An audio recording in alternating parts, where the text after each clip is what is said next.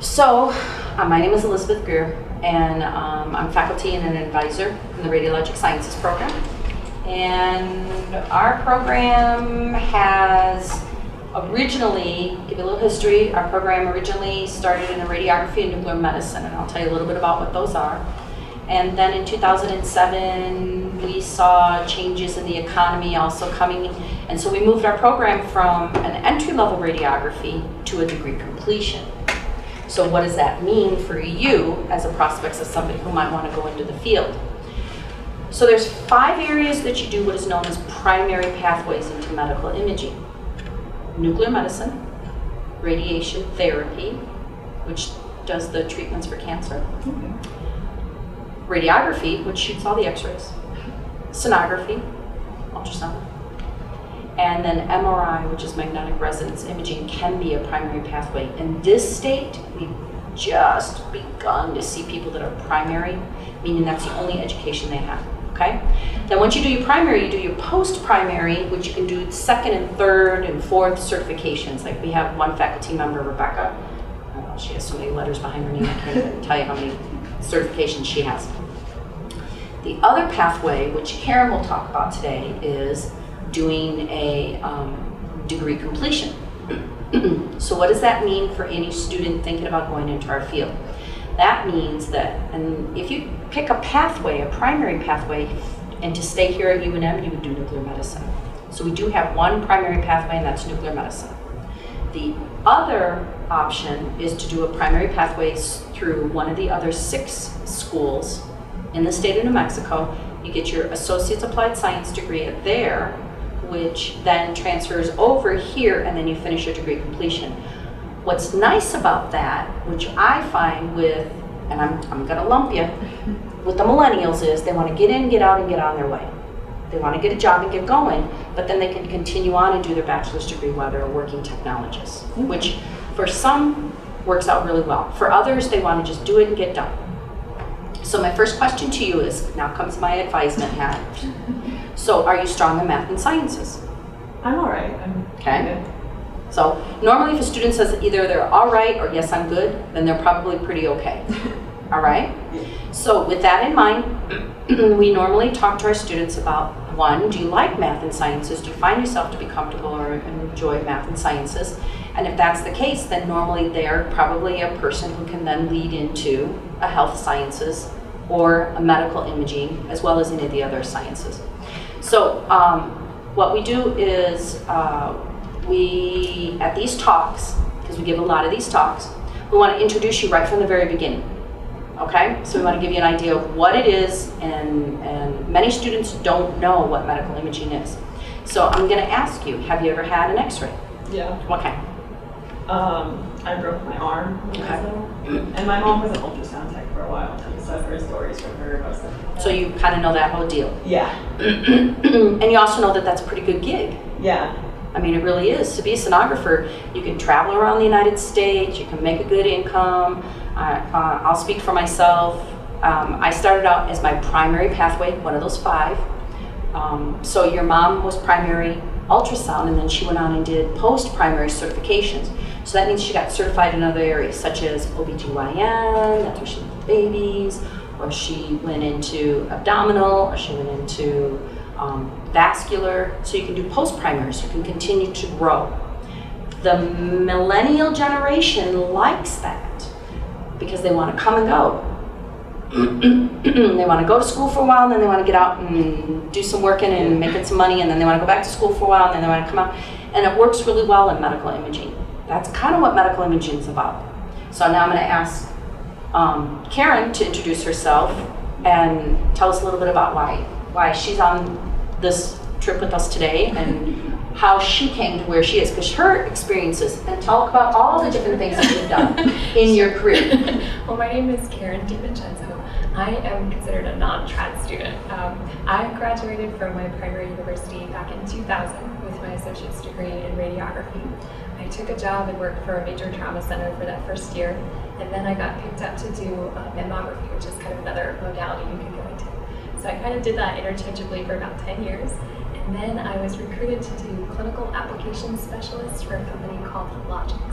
And they basically manufacture, make, and sell all this mammography, digital equipment, reading stations to radiologists. I know she was mentioning traveling. I traveled every week for 3 years, and I got to see the entire United States, met doctors from all different campuses, walks of life, technologists that were my equivalents. So that was really exciting. Only difference for me is I got married, so it was kind of hard to travel weekly with that, so I took a step back. But now my husband's in the military, so we relocated here, and I decided I wanted to go back and get my bachelor's degree. I can't stress enough how your education and your degrees really help you out in your career. For example, you can't really do management positions or leadership positions with just the associate's degree. Although X-ray is an awesome field to get into, I highly recommend it. I got to do training in the OR. I was a lead tech for neurosurgeons, orthopedic surgeons. In X-ray, I did fluoroscopy and biopsies with mammography.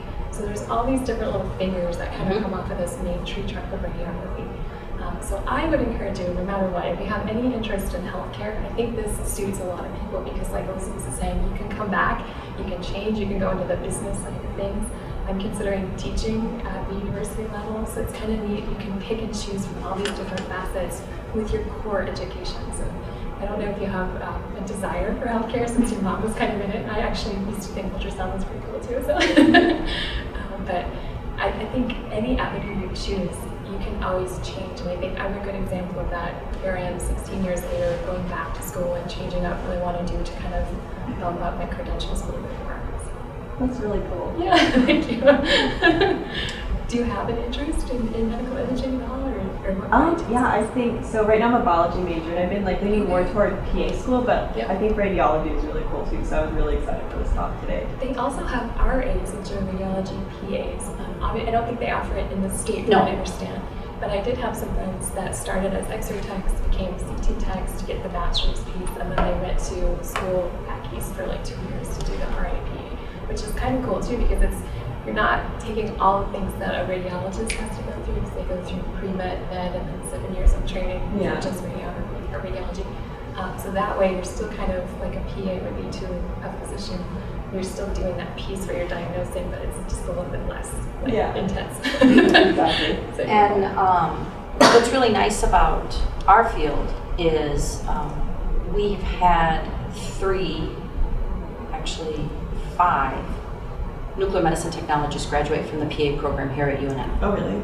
We have currently 2 that have just been accepted that are starting in the fall. Oh, so the pathway's been set. So that's a really nice thing. So they're done their bachelor's. Now they're going to go on and do their what would be considered their master's in PA.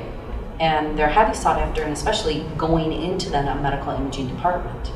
The radiologists then they work with very closely as that team approach, which is nice. So different avenues, different opportunities. Like Karen, I too am a radiographer, and I graduated in '84. And since '84, so for the last 32 years, I have been an X-ray tech like her, and I've done all those different pathways, being in the OR, being in fluoroscopy, being in mammography. And then I went back to school and got my bachelor's. And shortly after I got my bachelor's, I started managing a little clinic, so I was like a supervisor and a manager. And then I went back and decided I wanted to get my master's, and just about the time I was thinking about doing that, I got offered a clinical coordinator position, so then I started to teach. So then I was the clinical coordinator, and then I graduated on a Friday with my master's degree, and on Monday became the director here at UNM. Nice. So the avenues to grow are definitely there. And where I was sitting at when I first came out of my Associate's Applied Science degree, which was in Illinois, never in a million years did I think, oh, I'm going to end up as a professor at the University of New Mexico. But there's so many good possibilities. That's a nice thing. Many times I hear people feel like they get that burnout point. In the healthcare field, burnout can be anywhere from 8 to 10 years. You're starting to feel like, what am I going to do now? What am I going to do now? And rarely, if ever, do you hear in medical imaging, I have no place to grow. I have no place to go. Yeah. It just doesn't happen. Because you can always go back and get a certification. And you sit for a separate national boards. So we sit for national board certifications, just like nurses, just like doctors. And these national certifications then give us the opportunity to travel throughout the United States. I just literally got off the plane last night from a conference in Portland, Oh, wow. where I was learning a lot about teaching in this field, but sitting with many, many radiographers, CT technologists, MRI technologists, who are all learning the newest, greatest things in teaching because it's just growing in leaps and bounds. The field is. It's always going to be. Okay. I have a question. So you talked about primary pathways and degree completion, and I heard you both talk about going back for bachelor's degrees and master's degrees. So what were those degrees in? So for Michaela in a biology field, would she need to switch? No, so actually we have a good percentage. Probably about, I would say, especially for nuclear medicine, probably about 20% of our students in the last 5 years have actually started out in biology and have moved over. Now, we keep our group very small, very personal, so we only accept 6 students in each year into nuclear medicine. We stopped for a year 2 years ago, and we flipped our bachelor's pathway. So now what happens is students come in and they do their prerequisites for what would be their first 2 years, and then they come and talk to us through that time, and then their 3rd year they come and do their bachelor's pathway, and then their 4th year they do all their clinical component and the nuclear medicine. So by the time they get into their 4th year, when they're getting that point of I'm done with this, now they're out in the clinic sites, they're actually learning the whole nuclear medicine, so it kind of revs them back up and gets them ready to go. That's a pretty intense, busy 4th year, but we find those students fly through it, and then they're ready to sit for the national certification. And we actually require our students sit for 2 certifications, which makes them even much more marketable. Many of our students go on then and do an additional year in either CT or MRI, computed tomography or mammography, or magnetic resonance imaging, MRI, and then they're known as molecular imaging specialists, which is what's like Proust and sitting on the horizon happening right now. Many of that is still under clinical trials. A lot of that is cancer treatment. A lot of that is some of the more advanced disease processes that we're actually in. So to answer your question, pretty much the standard now is to get a bachelor's degree. In nuclear medicine. In nuclear, but it's actually a bachelor's of science in radiologic sciences. So we offer a BSRS, and we have different concentrations, different pathways. So 8 of the classes, you kind of sit together with the whole group, which makes it really nice. And then you branch off and do a couple additional classes in each one of your specialty areas. Okay. That's how we have our degree bill, which may be similar to others across the country, maybe a little bit different. But we find that is what works best for this community, this state, this region. Talked about team. In our field, we do a lot of team approach. When I came out of training back in the 80s, I went right on nights. One, to help everybody to know I'm no longer a student. Now I'm working on nights. But even then, I became a team with the OR, I became a team with the ER, because that was predominantly where our patients came from through the night. It was either in the trauma room or in the OR where we had to follow them. I am not a nurse. I don't do bedside. Not a nurse, don't do bedside. You so do to an extent. It's not the same as nursing though, don't get me wrong. You do a lot of patient care. You learn to do IVs, contrast injections. Some places will have you monitor if you're in a more intense kind of a procedure. But it's not the same as constant patient care to the same person when you're, especially when you're in a hospital radiography area. But for me, doing mammography, I saw my patients year after year, every 6 months. So you kind of build that rapport, like radiation therapy, you see them daily, so you're getting to know them a little more. So if you kind of want that excitement, you would work in radiography or one of the modalities, CT, for example, where you're getting traumas and things that are quick and fast-paced, or you could choose to work at a clinic and do like open MRI for a doctor that has like regular business hours. So that's the nice thing about our field. So you just see bones and joints and so many opportunities, so many different choices. Radiation therapy, second thing that she talked about the team approach, she talked about seeing the patients and they treat cancer. As we move into the next 20 years, cancer's going to explode. We're really doing some major research and understanding about cancer. And so then we're going to be treating that cancer. There it is. So a little job security is going to be happening here in radiation therapy. The next thing that I wanted to point out was they showed the molecular structure and how cancer attacked the cells. That's why I asked about, do you like sciences and math? Yeah. So it's really important to understand about biology, and it's really important to understand about chemistry and how it all works. And so we find those students that do gravitate to that or do understand it, or it seems to come to them, are the ones that do really good in this program. Really good. I don't know if computers are a thing too. Yes. In the last century, they've changed from plain films to everything digital. So now they have archiving systems they call PACS units. Basically, they're storing legal files of pictures, images, scans, and we'll have administrators that are in charge of that. So they'll run the system in hospitals, or they can run things remotely. Doing what I did with applications, I learned a lot from connectivity engineers and field engineers, and I was helping troubleshoot when they weren't on site. So if you like kind of like the sciencey thing, there's a lot in this technology. It's constantly changing, it's constantly improving, and every year it seems like something else is introduced where it's like, wow, we didn't know we could do that. They have this national conference called the RSNA, and we both have been there, and it's each year. And each year they bring out in Chicago at the McCormick Place, which is this huge venue.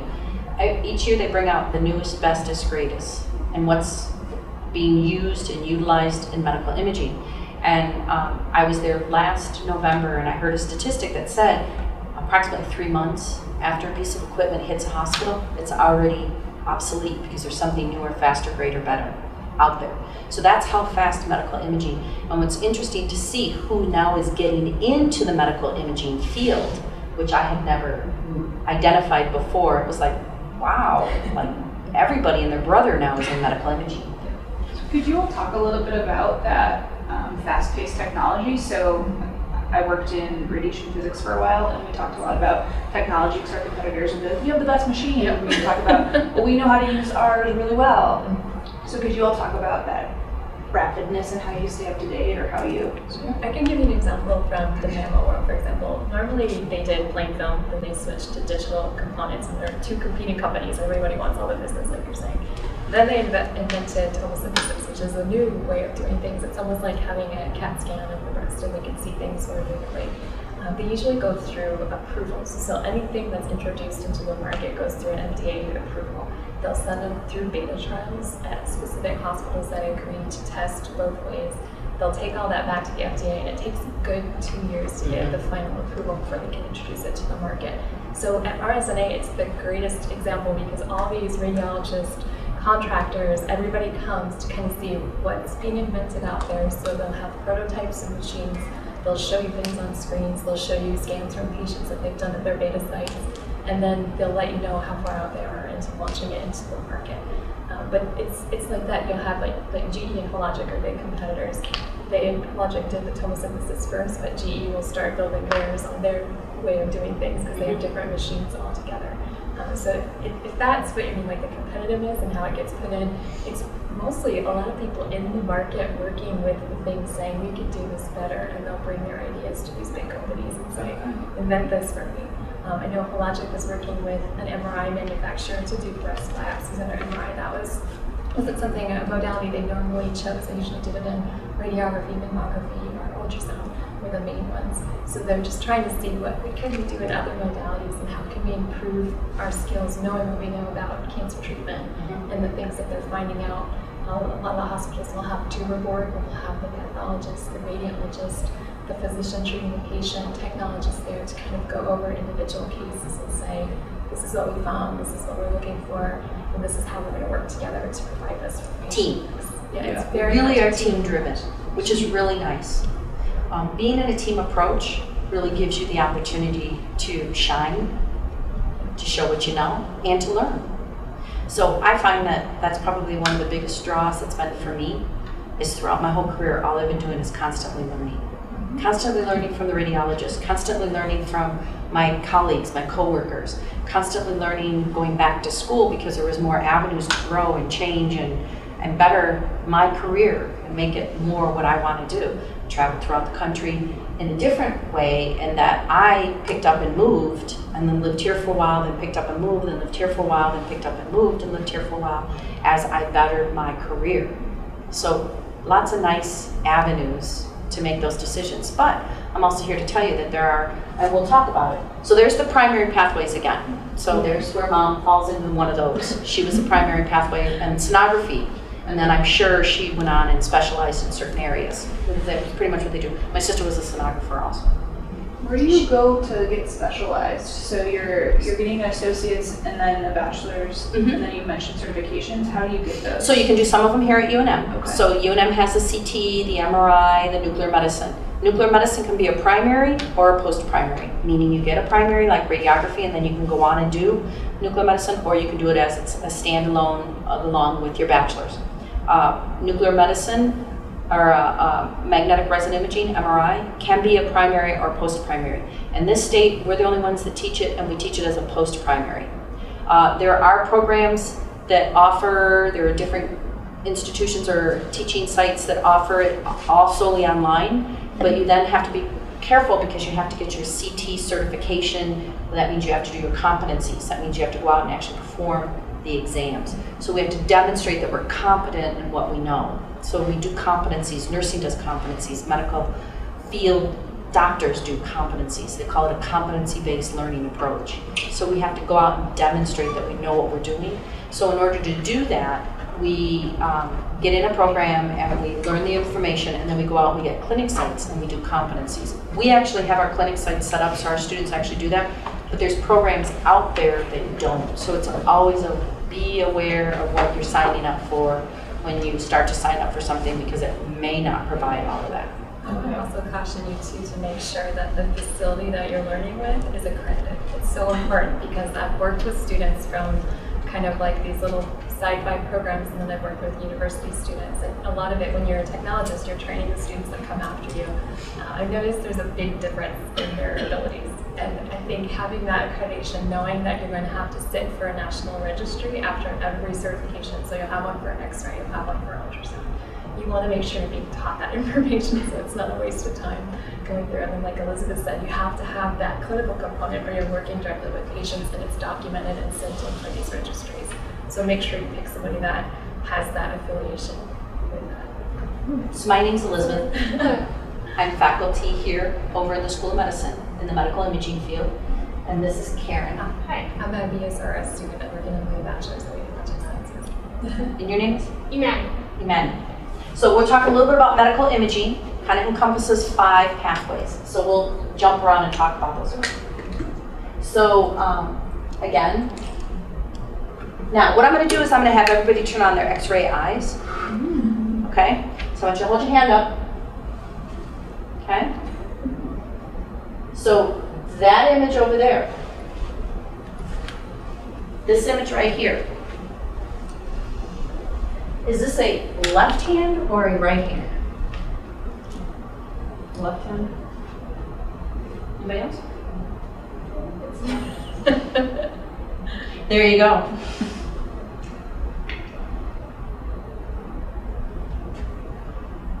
Because we're seeing directly through the hand, so then it becomes confusing. So this is really basic and very important. As an X-ray tech or radiographer, we learn 1, the positions, that then we perform those competencies on.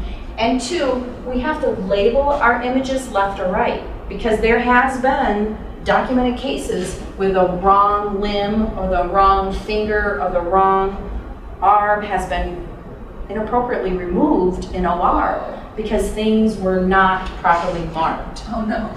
Yep. So that falls back on us. So you see the importance of the team approach? So I know, Karen knows, that this is a right, because this is how we normally do our hand x-rays. So you don't have to like flip it around or anything? No? No. Now, that's a good point. I've had incidences, and I had an incident one time, there was a barroom brawl, and a screwdriver became involved in the conversation, and it was actually jammed through the palm of a hand, and the gentleman came in with that in his hand. I did not turn and put his hand this way. I went ahead and shot the x-ray like that with the foreign object in the hand. And you will see those. So you will become desensitized to a lot of what you see, because you're so busy knowing what your job is, what you need to get, what you need to do, how fast you need to do it, and then get in and get out of the way. Because we do go into the trauma room, take portable x-rays, or they have overhead x-ray units, and we're right in there, and the doctors are hollering, get in there and get a chest x-ray, and we need to see if this person's got lungs. And we're in there shoving it underneath and getting it going and shooting those x-rays really quick. Okay? So that's something to think about. Now, I want you, now, using your x-ray eyes, we now know that it is a right hand. I want you to tell me, where do the fingers end? Where do they end most proximally? In anatomical position, we stand like this, and we know that this is the center of the body, and it's the most proximal portion of the body, most centered, okay? So this would be distal, this would be proximal. My toes would be distal, my chest would be proximal. Top of my head would be distal, this would be proximal. Make sense? So, now I'm going to talk to you in that language. So, which is the most proximal end of the fingers? You mean the thumb? I mean the fingers and the thumb. They're actually all known as digits. So do you see again? Pointing now down here, but if you had not seen this x-ray, you would have probably thought here, right? That our fingers end here, and in actuality they don't. They end here at what is known as the wrist bones or the carpal bones. These are known as our metacarpals or our phalanges, our fingers. So you'll learn that in anatomy and physiology, and then you start to develop these x-ray eyes, and it's crazy. You'll be standing in the grocery store, and somebody will come walking by, and you'll go, ooh, yeah, that person's had a hip replacement. Because you can just see how they walk or how they move, or you'll see that they're real stiff in their knees, and you're like, oh yeah, they've had to have their knees fixated because their knees are so worn out. Or you'll see somebody reach for some change, and you can tell just by how their knuckles look, oh yeah, they have rheumatoid arthritis. And you can just see it because your x-ray eyes start to develop, and you can't turn it off once it turns on. So I'm here to tell you, you'll never quite look at a hand again because your x-ray eyes have been turned on, and now you see, my fingers actually end down here. Let me tell you a story about a gentleman that came in one day. I was shooting x-rays, and he came in, and these two knuckles here, these two, were folded in. They were kind of rolled in on themselves. And I said, what happened? Because we always take a history, we give that to the physician. That's that team approach, we communicate back and forth. We're the first ones to see the patient after they come from, say, the OR or their doctor or whatever, or their emergency room or their doctor. And he said, I fell. And I said, you fell? And he said, yeah, I fell. And it's like, okay. So I went in and I took an x-ray, and these two knuckles were kind of rolled in on themselves. And I came back out and I said, so you fell? And he said, yeah, I fell. Well, in reality, that's known as a boxer's fracture. So everybody punch their hand. See what hits?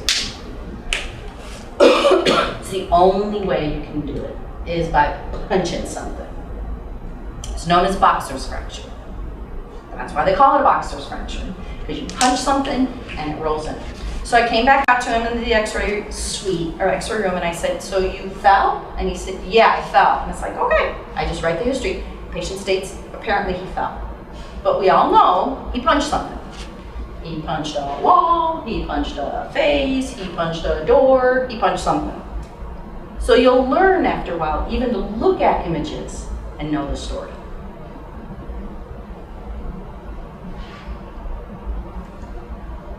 So computed tomography is different. Whereas in x-rays, we see the body what would be like in two-dimensional, straight through. In CT, or computed tomography, we used to call it CAT scan, we don't call it that anymore, we call it CT. Imagine the body's like a loaf of bread. Okay? And we just take a slice out and we look at it. And we're looking at it from the head down. Okay? So we take a slice out and look at it. We do millimeter cuts through the body, and they can do it in 2 minutes. That fast. So for example, this is a person's liver. This is a very large liver, usually secondary to alcohol abuse. Here's somebody's kidney. Look at, here's their aorta, which is filled with contrast. their backbone or their spine. So this is their posterior or back. This is their anterior or stomach. We're looking down now. So CT is really nice in the sense that it demonstrates the body more in a cross-sectional, which is really important in this day and age, especially for identifying or locating. Sonography. Now, I'm going to show you at the very end of this. We have a really nice example of what sonography looks like then and what sonography looks like now.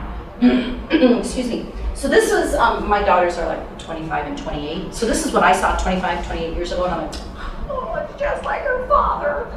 You know, whereas now you should see the images. It's just crazy. And they're in 3D, and they're moving, and it's just like, holy cannoli.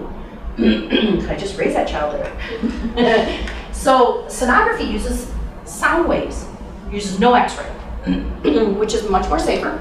They feel, but they don't know. They know that long-term, sonography's been around since the mid to late 60s, that we've been using it. Really started taking off in the early 70s as a medical use, and there's been no long-term effects. So as far as they know, there is no long-term effects, but again, they really don't know because we have to be careful about how we test and how we research. We can't just all of a sudden start administering something and say, I wonder what that's going to do. You know, we have to look at the clinical trials and the effects of it. But as far as they know, sonography, in a way, has affected patients, and especially babies. Now, MRI uses magnets, and the magnets, this is the real basic, magnets stir up the electron charges in the water molecules in the body. And when it stirs them up, it makes them, okay, so this is very basic, but remember, our cells, we have negative and positive, right? And when you stir them up and you put a magnet on them, they all go negative. And what happens is when they shut off the magnet, it brings them back to the resting state. And when it brings them back to the resting state, it actually produces an energy that they've been able to capture.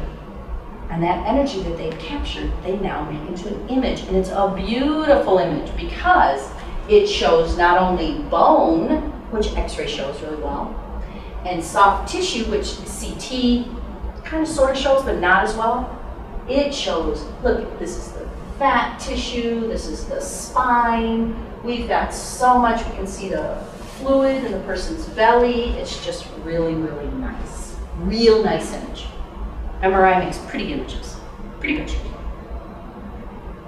But it uses magnetic field. And then we have nuclear medicine. Nuclear medicine uses a radioisotope or a nuclear source, and they actually introduce it into the body. And they introduce it through what's known as vectors or 3 forms. And it's inhalation, injection, or ingestion. So they actually will scramble up eggs and put a radioisotope into it, and they actually introduce it into the body.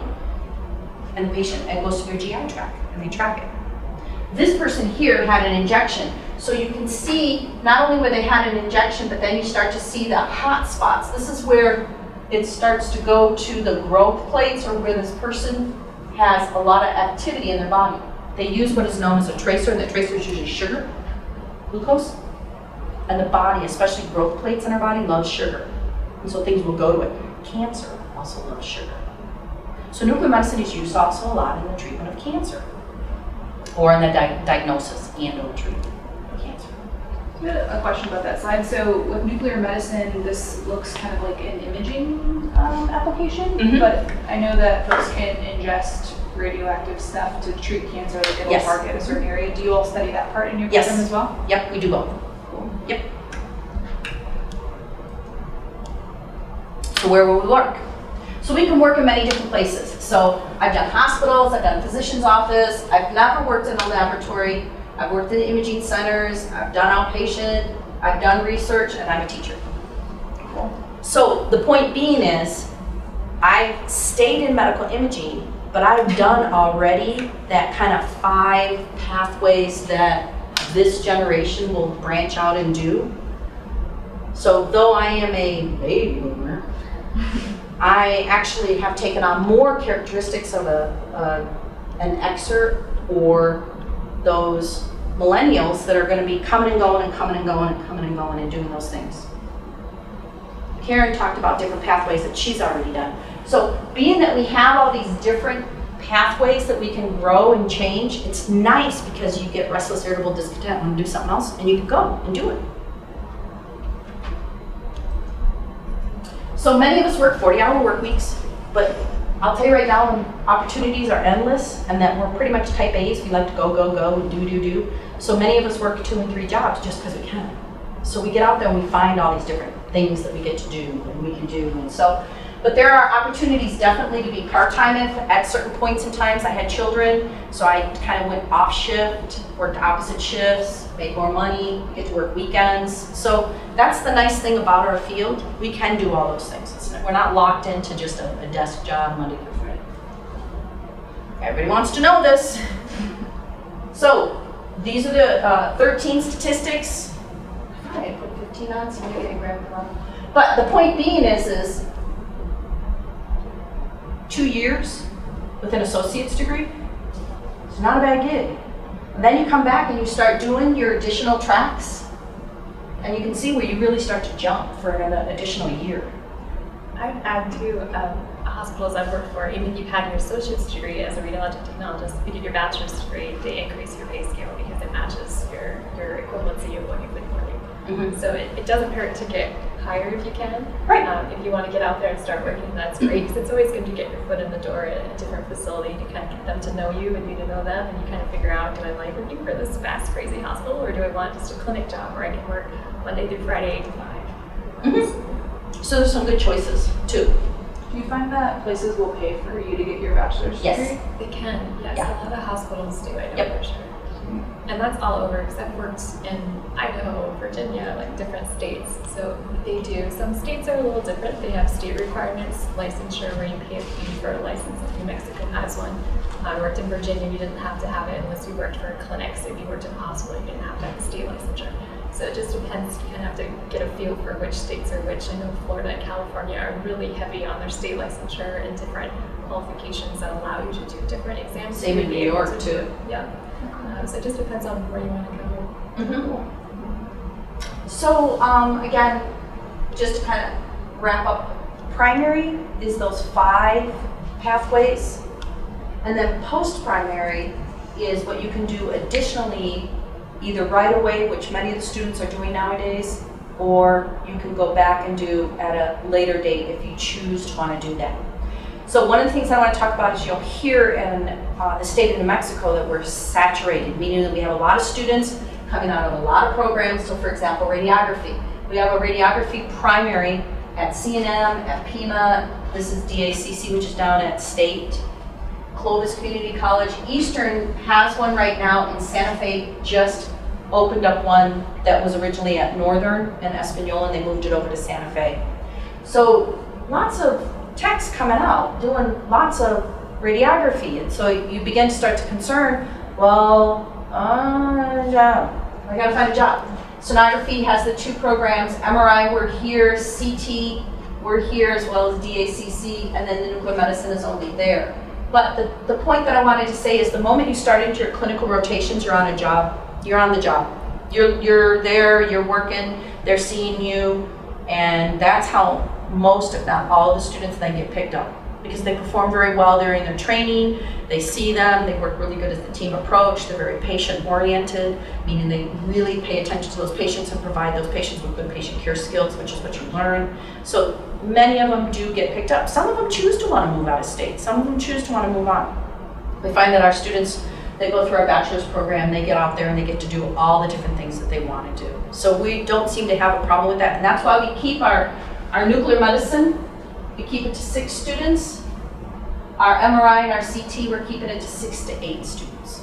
We keep them very small. We count those students all together as one pot. So if we have full classes and we have 18 students, that's fine. But our bachelor program, we can have anywhere from 90 to 120 students going through our bachelor's program. But again, they're coming back at their own pace, and they're doing 2 classes normally a semester, and they're working full time, and they still knock it out. Those that go to CNM and do the sonography or the radiography program, they literally transfer over here, and then they're just like, I only need to just do these 8 classes and I'm done. Because they're so well prepared and they come and talk to us early and often, so we give them really good advisement. Okay, we're really good about our advisement. We really make it a point. Come see me every semester. My candid statement is, come see me around Thanksgiving, so you can pick classes before it comes out in January, or come see me around Easter, so we can pick classes again before the summer and the fall when everybody leaves and then they come back. And with that in mind, then students, we get really busy with our advisement, and then we kind of get busy and we do advisements by phone, we do advisements from a distance, we do all kinds of different advisements. But we really want students to feel like they have that support to help them to know what they do, because you can't find it all here. You can find a lot here, but you still have questions. And we want you to ask the questions. And that's what we're here to do. So actually I have a question. So if I wanted to like shadow somebody in like radiological science, is that like possible? Yes, and we actually require it. Because we know students will want to do one of these, but they're not quite sure which one they want to do. So then they will say, well, I would like to maybe look at a couple different ones. And so University Hospital, you can actually go in and do what's known as short-term volunteering. They actually set you up through the volunteer office to make sure you have a TB test or things like that. And then you actually go into the medical imaging department and you get to shadow. Presbyterian Hospital also does it.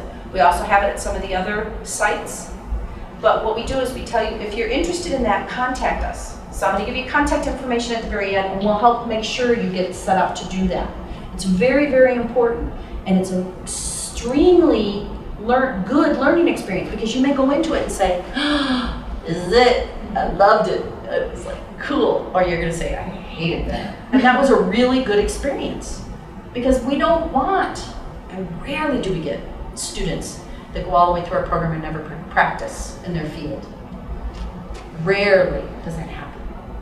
We get them to continue to go on. Like I said, some of our students have gone on to become PAs. Okay, so we right now currently, we have students in the PA program or have graduated PAs, physician assistants. We have students that are in ophthalmology becoming doctors. We have students in the PharmD program becoming doctors.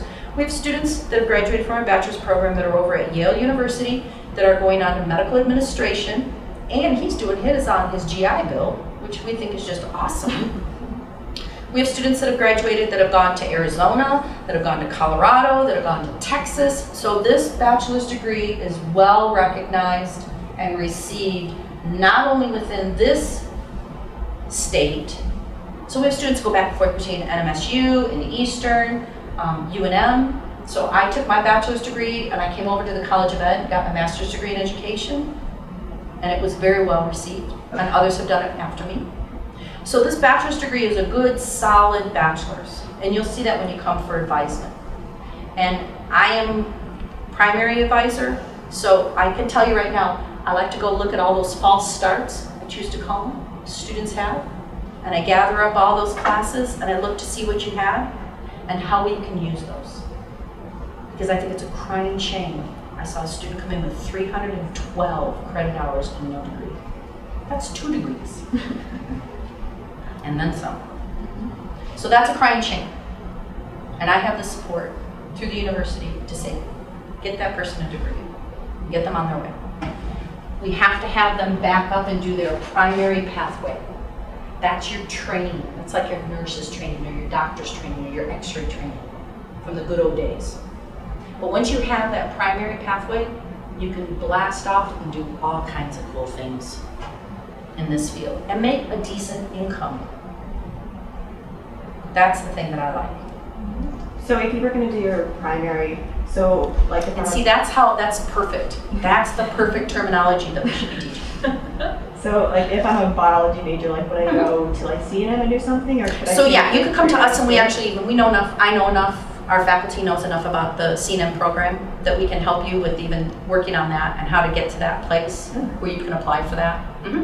Yeah. Or is there like prereqs you could take here to do Yes. like at UNM? Yes, there is. Some of the students will do all the prereqs here and then transfer them over there, and then they do the CNM portion over there and then they transfer back.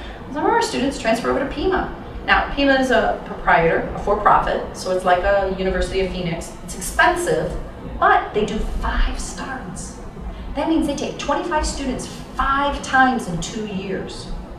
That's like 125 students they put out in 2 years. Those students find jobs, be it in this state or across the country. But the point being is you can pay it. We just always are very wary about it because we want to make sure students are not messing with their student loan debt. So we're very wary of that. We're not financial aid advisors, but we really do pay attention to advise a student. Be very cautious, think very long and hard. If you have no student debt, that may be the pathway to go because you're going to get in and get on your way. Or if you have a lot of student debt, I would maybe not recommend going that pathway. Either way, you're going to come out and you're going to make a decent income that you can pay down those student loans and get them out of there. Yeah. There's some fields, unfortunately, students come out and they can't seem to get jobs and pay down those debts. And that's, to me, wow. Yeah. So, in that sense, we're very aware of that and make sure students understand that. But I've definitely told students, I've had some students that were interested that just wanted to get a job and get going. And I said, have you gone over and talked to Pima? Pima Medical Institute will get you going. They'll get you in and get you going and they'll set you up and it's like $35,000, $36,000 and that's it. There's your books, your uniforms, your education, your everything. Just one deal. And they do it all for you. So it's the pathway that you choose. And then those students choose to come back. And then I look at their transcripts and I'm like, you've got all your core coursework done for your science. You've done already in one of those fall starts. And now I'm going to take your radiography and I'm going to accept all those radiography here at UNM. And so now you're into your, fourth year. And now we're going to build your fourth year of your degree. So we do it both ways. But always be very wary of that. How many students did you say you take for the nuclear medicine? So for nuclear medicine, we take 6. 6. Mm-hmm. Yep, and like I said, we do. We probably have about 20%. We have them come from engineering and biology. Mm-hmm. That will then decide, you know what, I think I want to do something that's going to be a little more hands-on, or I find something that I want to do that's going to be a little more technical. Yeah, that's kind of where theory approach. Yeah. And so medical imaging is really good in that sense because you get to use what you've learned and put it to use, but you're doing it more in a way that's you're up and moving around and fulfilling the day. And I'll tell you right now, working in a medical environment, your day goes by fast. Yeah. That's one thing in the 30, 40 years that I've been in this field, I've never had slow days. You just don't. You're in and out and on your way. The days go by fast. Do you both have a major that you're working in right now or an area of concentration? Biology. Biology? I just switched to biochemical engineering. So in the, Hopefully biomedical. yeah. But we don't have an undergrad program. Right, and so we've seen some of those students also go into the medical physics program. So the medical physics program, I think right now is on a hiatus. In other words, they're holding off on accepting any new students in that area, but that doesn't mean that there aren't other avenues, such as in medical imaging, if you find that this is something that might be of interest. And we actually have people coming out of this that have gone on to do doctorates, that have gone on to do research. So there's always avenues and pathways. UNM is actually really good for that because we have a strong cancer treatment center. We have a strong Office of Medical Investigation, OMI. So we have strong pathways to do these things. And you always just come talk to us in advisement and we can give you, if it's not us, we can give you people to go to next. So how competitive is it to get into like the nuclear medicine program? You know what, the thing of it is it is competitive, but it's being ready. So that's why coming in for early and often for advisement. So we have students come in from high school. They already know that's what they want to do. And they started in high school and we're like, "Ooh, come see us. Here you go. Come see us in a year, or come see us next semester and we'll see where you're at." And so it can be competitive, but we're finding that we don't have we used to get 40 students to apply for 6 seats. Now we get 4 students to apply for 6 seats. Really? Mm-hmm. Because we want them to be so right on it and ready. And they get out and they go to the clinic sites and everybody tells them in the clinic sites, it's saturated and you can't find jobs. No, our students find jobs. Because people move, and when they move right now? Summertime is when they're moving. And I would say radiology as a whole, the it always ebbs and flows. There's always a flux of people, then there's always a shortage. It always kind of moves around.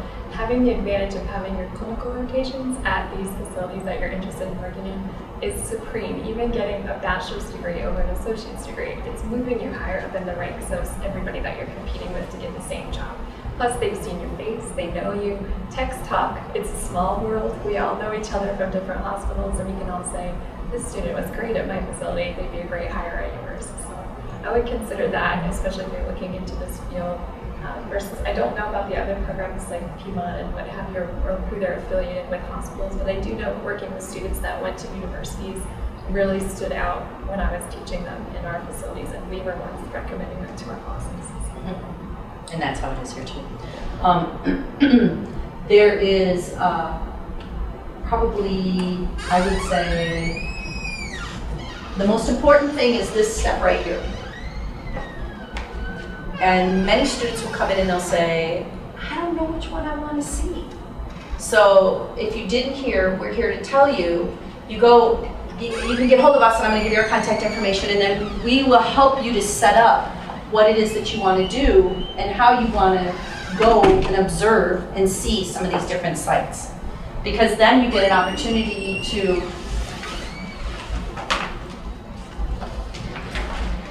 pop it over. So there's just some more of the images. Look, there's the babies that I was telling you about. So back in 25 years ago in sonography, and then it moved to this, which I call the cheese head. So it just looks like a blob of cheese. But now, this is a baby in the womb, and this is what actually a snap of a video. So how medical imaging is advancing and changing is just unbelievable. And it's really, I think, exciting to look at and to see. So there's the best way to get hold of us is to contact our program coordinator, Stevie, and she will then set up an advisement. And this is our phone number. You can always call. Email is always really good. And it helps you to then at least come in and talk to us, and we'll explain, and we do. Like I said, we have students come in from high school, we have students that come in from the first couple years, we have students come in that have made a few false starts on what they thought they wanted to do. That's okay, we understand that. And then we help you, and we'll say, you know, you sound like maybe you want to go check out the PA program. Let me give you that contact information. And then we pass that on to you.